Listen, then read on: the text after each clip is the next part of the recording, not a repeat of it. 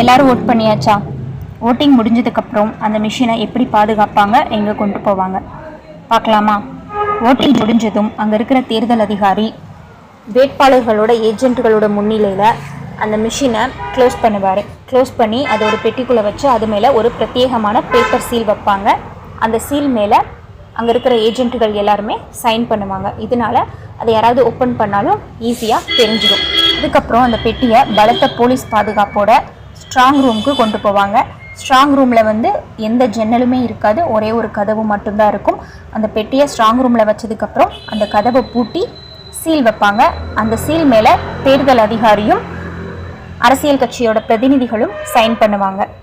Strong ரூமுக்கு 3 layer protection கொடுத்துருப்பாங்க. அதில் ஃபர்ஸ்ட் லேயரில் துணை இராணுவப்படை 24 மணி நேரமும் துப்பாக்கியோட காவல் இருப்பாங்க. செகண்ட் லேயரில் ஆயுதம் ஏந்திய மாநில போலீஸ் படை காவலுக்கு இருப்பாங்க.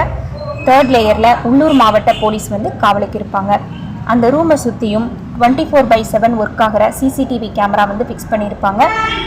அரசியல் கட்சி பிரதிநிதிகள் ஒரு தனி டிஸ்பிளே மூலமாக அந்த ஃபுட்டேஜஸை எப்பவும் பார்த்துக்கிட்டே இருக்கலாம்.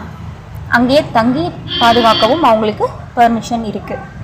ஓட்டிங் மிஷினில் எந்த விதமான இன்டர்நெட், ஒய்ஃபை, ப்ளூடூத் வசதியும் இல்லாததுனால யாராலையும் ஹேக் பண்ண முடியாது. ஓட் கவுண்டிங் அன்னைக்கு தான் அந்த சீலை பிரிப்பாங்க. இந்த தகவல் உங்களுக்கு யூஸ்ஃபுல்லாக இருந்துச்சுன்னா உங்கள் ஃப்ரெண்ட்ஸ்க்கு ஷேர் பண்ணுங்கள். தேங்க்யூ.